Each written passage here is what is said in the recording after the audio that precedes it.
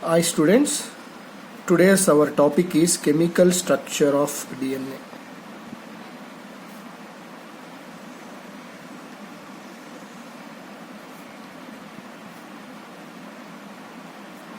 Chemical structure of DNA. Already we discussed about the DNA. DNA is like this.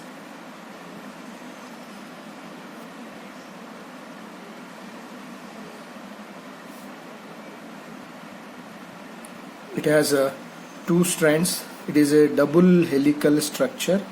Already we studied this one. Double helical structure. Two strands are present. Two polynucleotide strands are present.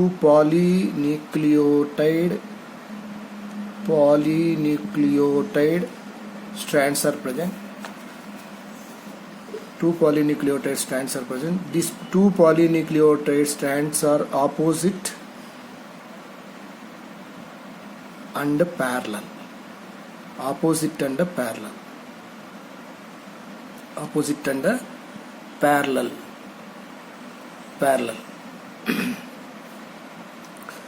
So parallel means you know that one strand is parallel to another. One strand is parallel to other. This is called as parallel. Opposite means one strand showing the 5' to 3' direction. The other strand showing the 3' to 5' direction.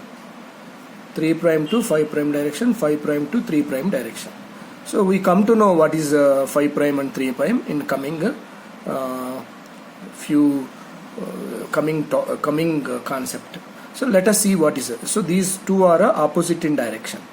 So this is in this direction, this is in this direction. 5' to 3' direction, 3' to 5' direction. In this direction, opposite direction. They are in two opposite directions. So that they are called it as a opposite. Parallel to each other. So that they are parallel. So they have one minor groove, major groove. Major groove, minor groove. This is a major groove. This is a minor groove. This minor groove, major groove together one length of the DNA, one turn of the DNA, one turn of the length, one turn of the DNA, one turn of a DNA. In one turn of DNA, with the major and minor groove, the length is equal to 34 angstroms or 3.4 nanometers. 3.4 nanometers. So each turn contain in this turn up to here 10 base pairs are present. 10 base pairs are present in this 1 2 3 4 5 6 7 8 9 10, like that 10 base pairs are present. 10 base pairs are present. So 10 base pairs are joined this two nucleotides as a ladder. So this is the brief about the DNA. If we see the chemical structure, how the 5' end. Now I'll write the 5' end. This is a 5' end. This is a nitrogen base. 1 2 3 4 5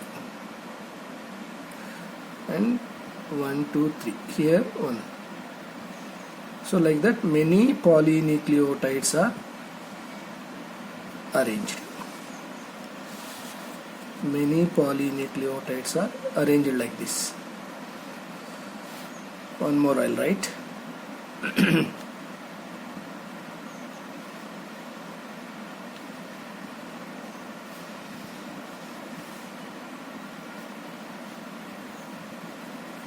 This is one nucleotide. Actually nucleotide means pentose sugar, nitrogen base, one phosphate. This is called as a one nucleotide. Like this nucleotide in one strand, in this strand we can see many, so that it is called a polynucleotide strand. So actually this 5' and 3' direction of strand is like this. this is a pentose sugar nitrogen base, and this is a phosphate. So 1, 2, 3, 1, 2, 3, 4. Fifth carbon has a phosphate. So this is a ester bond. Already we know that. Fifth carbon showing the bond with the phosphate, so that it is called as a 5' end. 5' end. So like that, this is a 3' end. 3' end. So 3' end. So next, this is a one more nucleotide. This is like this. This is one more nucleotide. This is a one more nucleotide. This phosphate, 5' end of the fifth carbon of the phosphate is joined with the third carbon of the previous nucleotide. Such a way, this is one ester bond is formed. This is one ester bond. This is one ester bond. This is one ester bond. 3 ester bonds are formed between the two nucleotides. 3 ester bonds are present. This is one nucleotide. This is one nucleotide. So this is ester bond. This is ester bond. This is a ester bond. This is ester bond. This is ester bond. Between the two nucleotide, how many ester bonds are present? 3 ester bonds are present. 3 ester bonds are present. This is a very, very important point. How many ester bonds are present? 2 nucleotide. 3 ester bond. So and so on. Number of polynucleotides are joined, and finally here this is one nucleotide. This is one nucleotide. 1, 2, 3. Third carbon has a phosphate ester bond. Third carbon has a ester bond with the phosphate, so that it is a 3' end. Such a way, 5' and 3' can be shown in the polynucleotide. Because of that, this is a 5' to 3' direction. So this is this strand. Coming to the next strand, opposite strand, I will write here like this. 1, 2, 3. This is a phosphate. Here 3' end. 1, 2, 3. Third carbon has a phosphoester bond. So that it is a 3'. Why it is a 3'? Third carbon make ester bond with the phosphate, so that it is a 3' end. And again here one more nucleotide is present. That too, it is in opposite direction. The diagram itself showing the opposite direction. This is in this direction. This is in this direction. 3' direction. So this is one nucleotide. This is one nucleotide. This is one nucleotide. So like that, 3, 4, 5. Here one phosphate. Here 5 carbon is present. And this is joined with this. And this is joined with this.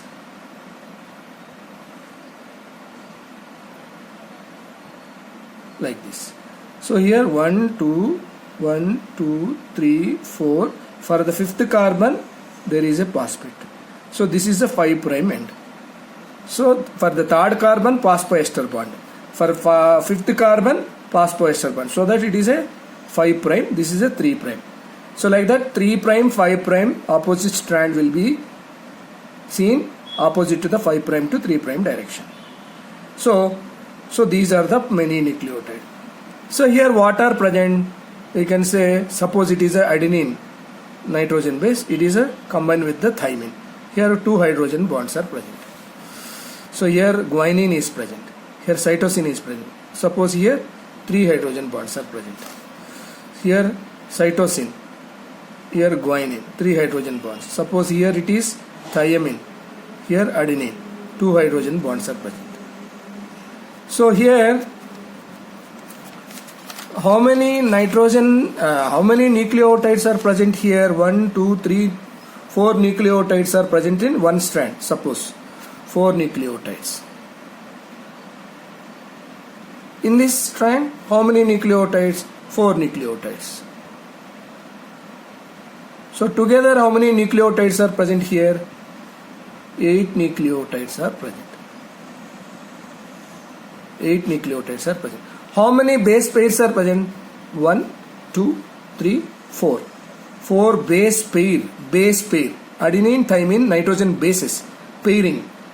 This base pairs are joined by hydrogen bonds. These base pairs are joined by hydrogen bonds. So this guanine cytosine base pair is by 3 hydrogen bonds. Adenine, thymine or thymine, adenine joined by 2 hydrogen bonds. So like that base pair is formed. This base pair join the 2 strands of the 2 nucleotides of the 2 strands. 2 nucleotides of the 2 strands. So how many base pairs are present here? 1, 2, 3, 4. 4 base pairs are present. 4 base pairs means how many nucleotides? 8 nucleotides. 8 nucleotides. This is a very important point. In each turn of the DNA, in one turn of the DNA, how many base pairs are present? How many base pairs? 10 base pairs. We know that. Already we discussed. 10 base pairs. 10 base pairs are equal to how many nucleotides? 20 nucleotides. 20 nucleotides.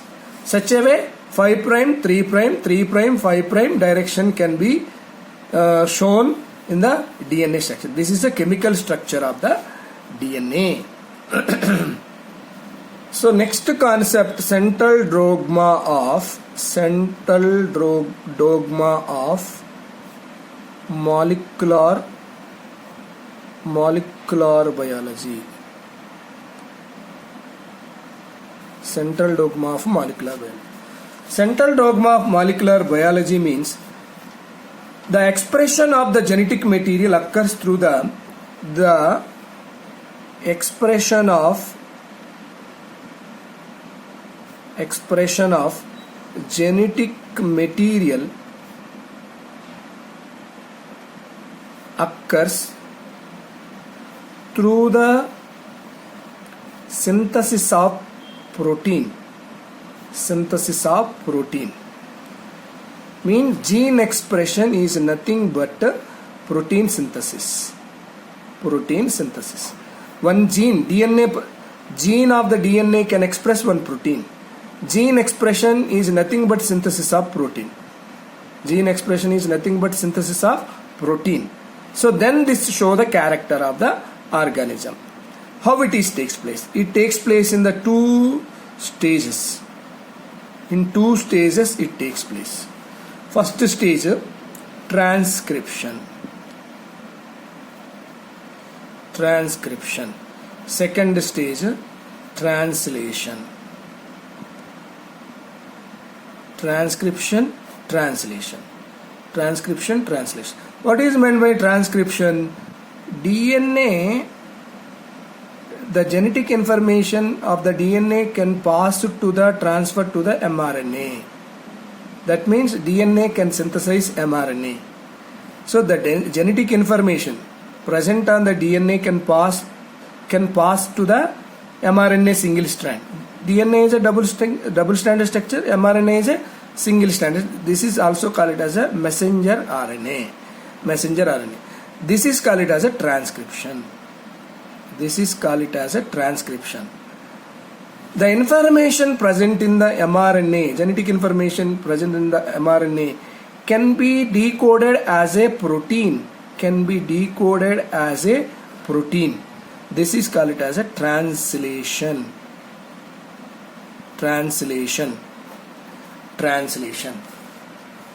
In these 2 steps, finally the protein is synthesized. So this is called as a central dogma of molecular biology. It was explained by the Crick.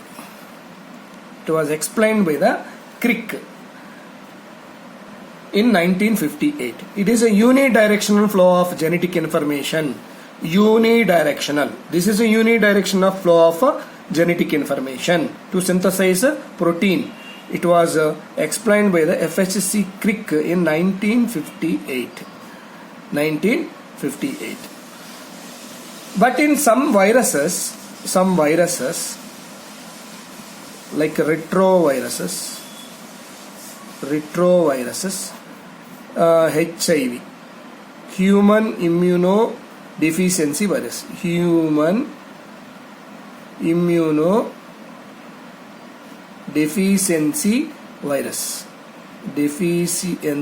virus, in human immunodeficiency virus. Actually, the RNA can converted as a DNA.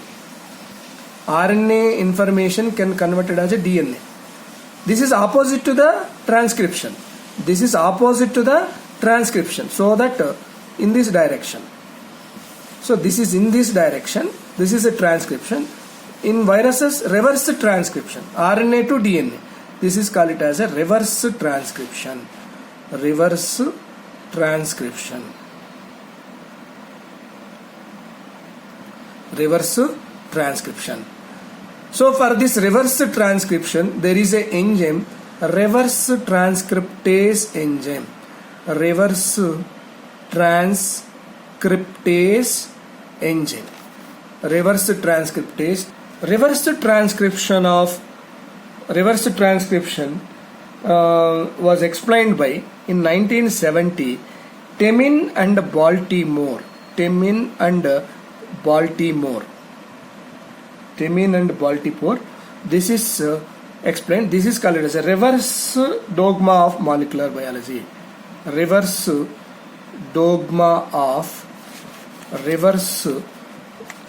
dogma of molecular biology. Molecular biology. Reverse transcription seen in the viruses, retroviruses.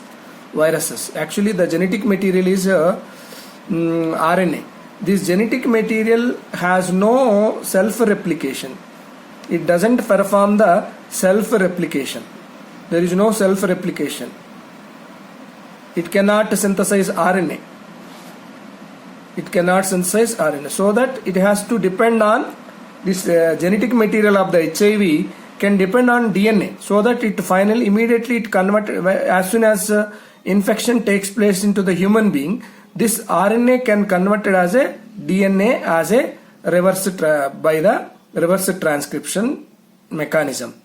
Reverse transcription mechanism. Then this DNA is incorporated with the human DNA. Human DNA and multiply into the many copies. Then the number of viral particles or genetic materials of the viral particles are formed in the HIV. So this is called as a reverse dogma of molecular biology. This was proposed by the Temin and Baltimore in 1970. Next topic is packaging of DNA helix. DNA helix. Already we discussed about the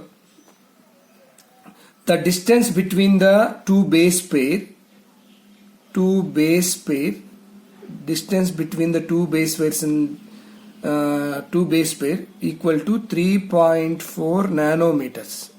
It is equal to 0.34 into 10 to the power of minus 9 meters. 0.34 into 10 to the power of minus 9 meters. This is equal to 3.4 nanometers. If the length of the DNA of human mammalian cell, typical mammalian cell, calculated by multiplying with the total number of base pairs with the distance between the two consecutive base pairs is equal to 6.6 into 10 to the power of 9 base pair into 0.34 into 10 to the power of minus meter per base pairs. So this is the total length of the DNA. Total length of the DNA. 6.6 into 10 to the power of 9 base pairs into 0.34 into 10 to the power of 9 base pairs 10 to the power of minus 9 meters per base pair. This is the total length of the DNA. It is equal to 2.2 meters. It is approximately equal to 2.2 meters. 2.2 meters means it is a very tall DNA. So this DNA is not easily fixed here in nucleus. This is the cell. Inside the cell nucleus is present. Inside the nucleus, this 2.2 meters of the DNA should fix into this. 2.2 meters means very tall structure, very big structure it is. So but nucleus is small. Cell is small. Inside the cell nucleus is present. Inside the nucleus this chromosomes are present. This chromosome is made up with the DNA. So that this chromosomes, this DNA, 2.2 meters of the DNA is packed with some proteins, and it get condensed. It get condensation. Because of that condensation, it is easily fixed into the chromosome inside the nucleus. The length of the DNA can be compressed and then easily fixed into this nucleus. So that is called as a packing of DNA helix. If we see in prokaryotes such as E. coli, it is a bacteria, E. coli bacteria, they do not have a definite nucleus. These are the prokaryotic organisms. Prokaryotes. These are the prokaryotes. In prokaryotes, there is no nucleus. For example, this is a bacteria. There is no nucleus. So inside the cell only the genetic material is fixed. Actually, the genetic material is negatively charged material. This negatively charged material held with some proteins present inside the cell. That reason is called it as a nucleoid or nucleoid. So nucleoid.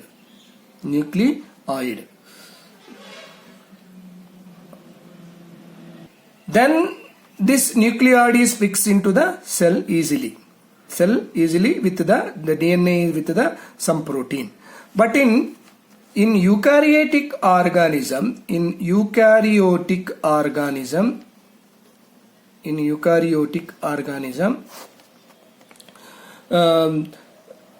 the eukaryotic organism, it is a complex. This packing is a complex structure. Here the DNA is associated with the proteins, histone proteins. DNA is associated with the histone proteins. So there are different kinds of histone proteins.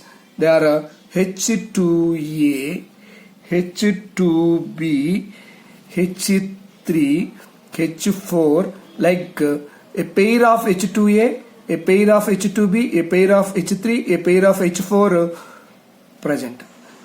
8 protein histone proteins are formed. These 8 histone proteins together form one structure that is called as an octamer. Histone octamer. This histone octamer is, for suppose it is a histone octamer. It is made up of with H2A, H2B, H3, H4 with 2. So histone octamer. Octamer means 8. So 8 proteins are present here, suppose. So this octamer is wrapped by the DNA.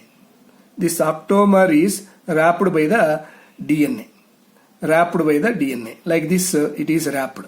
It is surrounded by it is twined by the DNA. So since the DNA is negatively charged material.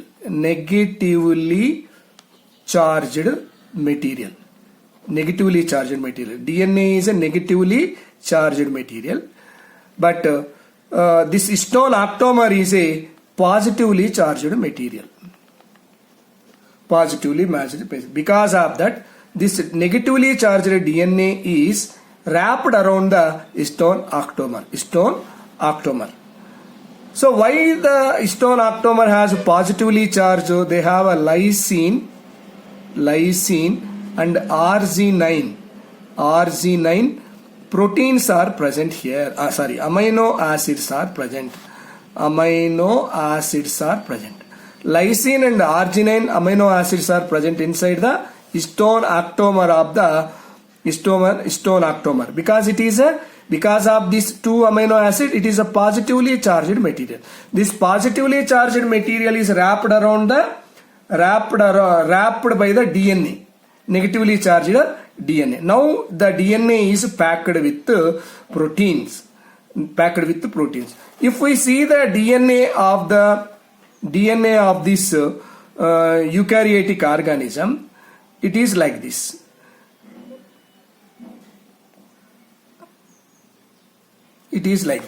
So means the DNA is associated with some protein histone octamers like this. Histone octamers are present. So these are like beads on string. On the thread we can make some knot. So such a way the histone octamers are arranged. So this histone octamer which is associated with the DNA is called it as a nucleosome. These nucleosomes are present on the DNA like this, beads on string.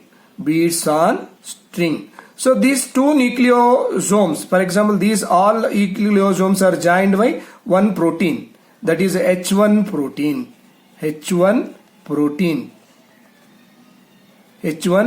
Like this, the DNA is condensed or compressed by the histone octamer protein. H1 protein is joined the two nucleosomes. So further coiling of DNA can be done by non-histone protein. Further coiling or further condensation of the DNA can done by the non-histone protein, and finally it get condensed, then it is easily fixed into the nucleus. So this is DNA packing. Let us see the diagram of this histone octamer. So let us see the diagram. This is H2A, H2B, H3, H4, like that 2 are present with one structure is formed. This is a octamer. So it is a positively charged material because it has a lysine and a arginine. And one more protein is present along with this, that is called it as a H1 protein. So it is a linker protein which link the two nucleosomes. Already we discussed. So like 5 proteins are present. Further coiling or further higher level of packing can be done by non-histone protein. Already we discussed about that. So this is a nucleosome structure. Along with this is a histone octamer. This is a DNA. Here also this is a DNA. Red color is a DNA. Together we can call it as a nucleosome. It is called it as a nucleosome. So like that, beads on string or nucleosomes are present on the DNA. Now it is called it as a chromatin.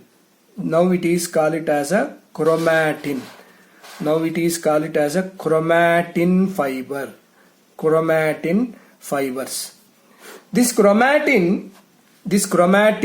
chromatin fiber. This chromatin in the interface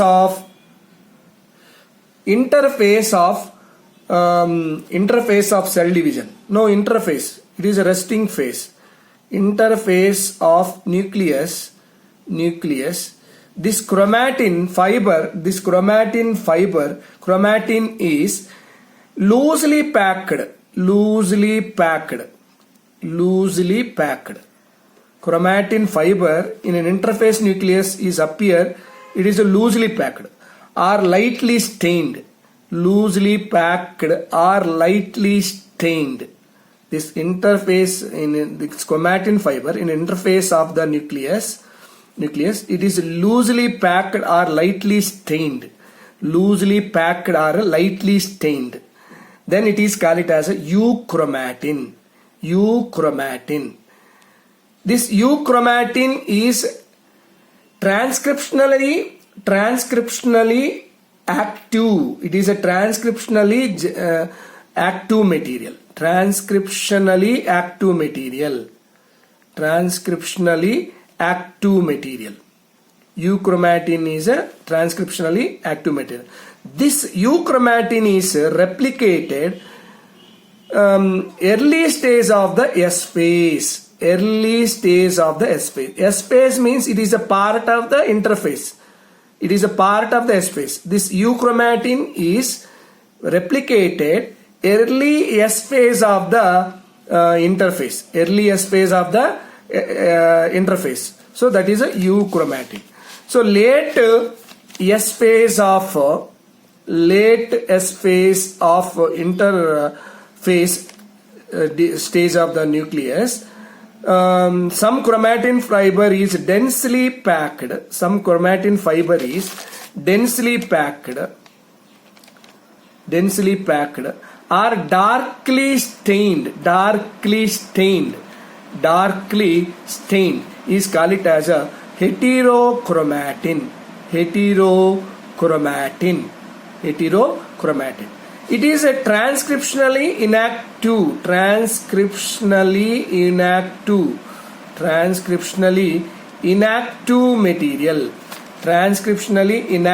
material. Transcriptionally inactive. It is called as a heterochromatin. Very, very important point for NEET and board examination. What is meant by heterochromatin and euchromatin? Which is transcriptionally active and inactive. So these are the two types of chromatins. Two types of chromatin. Next concept is search for genetic material.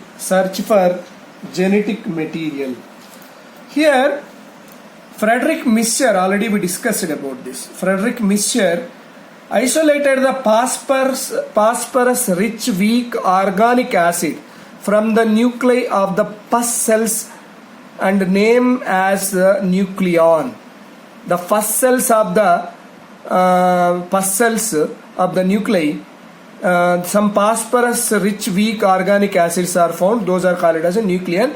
Altman changed the name of nucleon as a nucleic acid. Altman changed the nucleon as a nucleic acid. There are two types of nucleic acid. Already we know that DNA and RNA. Direct proof for DNA as the genetic material. The proof for DNA as the genetic material comes from the transformation experiment on Streptococcus pneumonia and Hershey-Chase experiment on bacteriophages. So here, what is the genetic material? DNA or a protein or any other material which is involved in the heredity.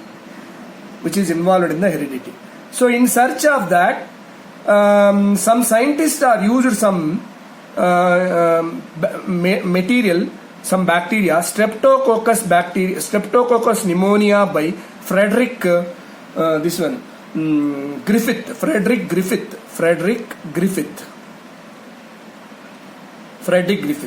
So Frederick Griffith transformation of transforming principle was proposed for the searching proof for the DNA as the genetic material.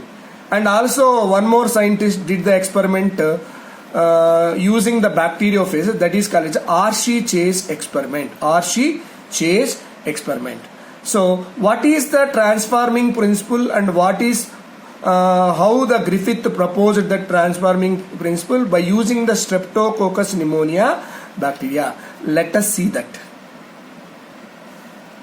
So in 1928, Frederick Griffith, a British scientist working on the pathogenicity of bacterial strain Diplococcus pneumonia, now call it as a Streptococcus, discovered the process of transformation.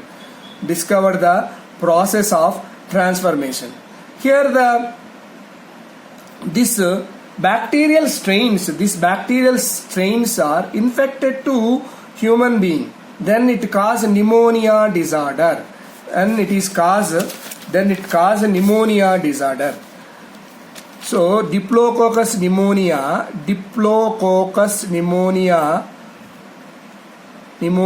bacteria was selected by the Griffith for his experiment in 1928. So this is also called it as a Streptococcus pneumonia.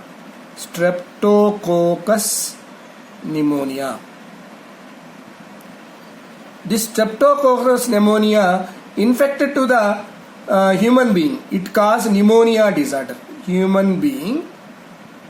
It caused pneumonia disorder. So this bacterium found in two forms. One is a smooth strain.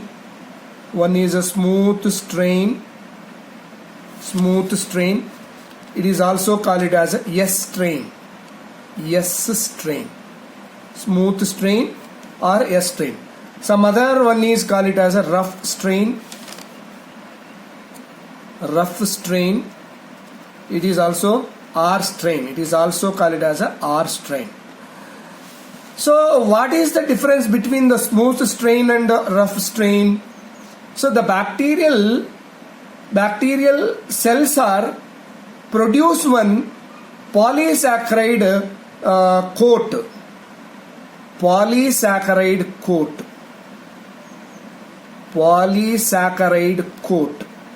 Polysaccharide coat is synthesized by this smooth strain bacteria. It is present around the bacterial cell. This is around the bacterial cell. This because of that we can call it as a S strain or a smooth strain. This is very dangerous. It is a virulent, dangerous bacteria, and it is a pathogenic. It is a pathogenic and causes pneumonia and causes pneumonia in the human being and some other mammals. So smooth strain because of the polysaccharide coat is present. Because of that it is a virulent, pathogenic and it causes pneumonia in the organism and some mammals. So but here rough strain has some coat is absent. This polysaccharide coat is absent, so that it is in the rough condition. It is non-virulent.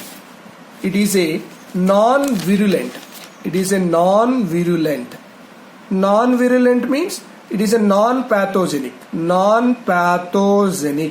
It cannot cause pneumonia in the mammals. So it is a non-pathogenic, non-virulent. Because of that, coat is absent. Polysaccharide coat is absent.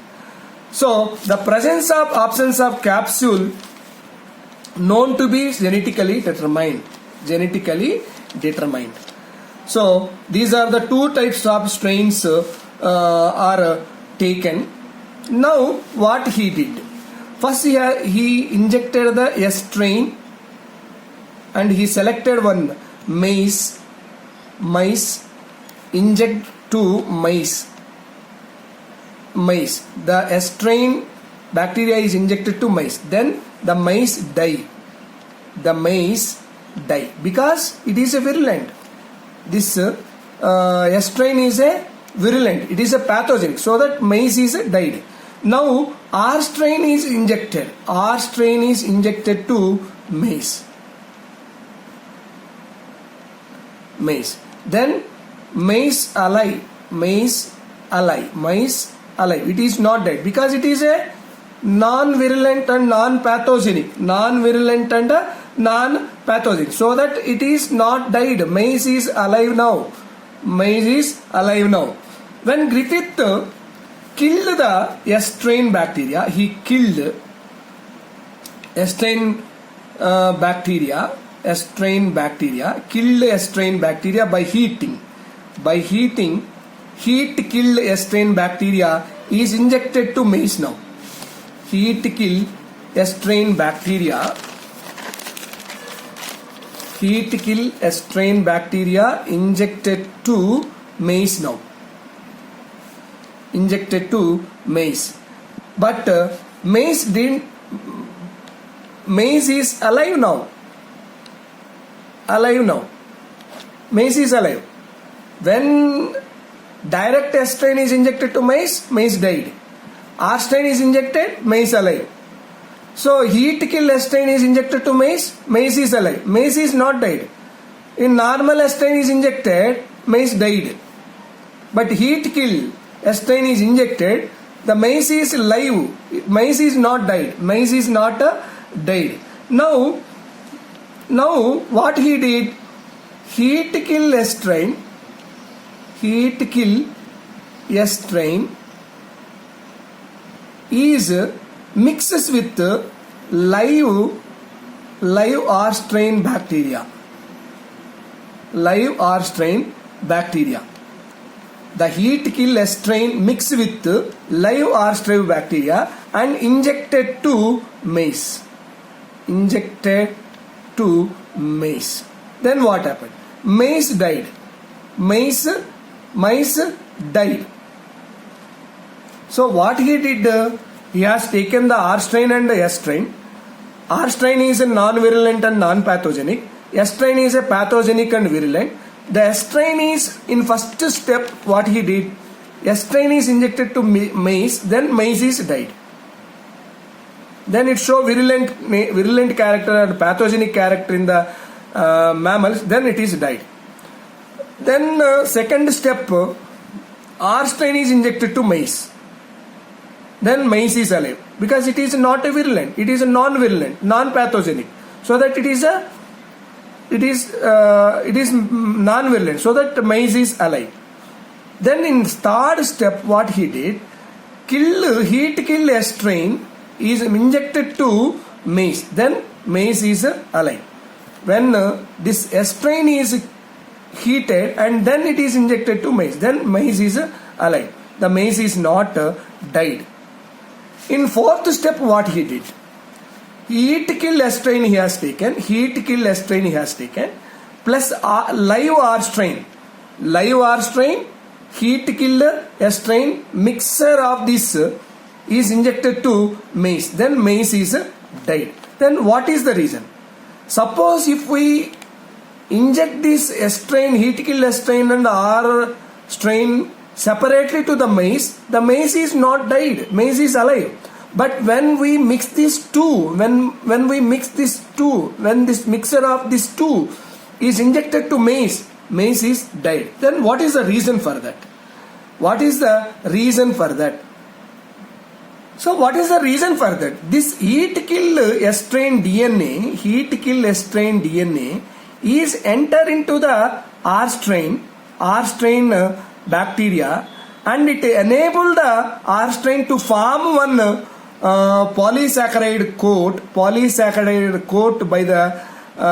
enabling the DNA as a recombinant DNA as a S strain. This S strain DNA enter into the live R strain, transferred into the live R strain, and it enable to form one polysaccharide coat around the R strain. Then it becomes virulent, and finally maize died.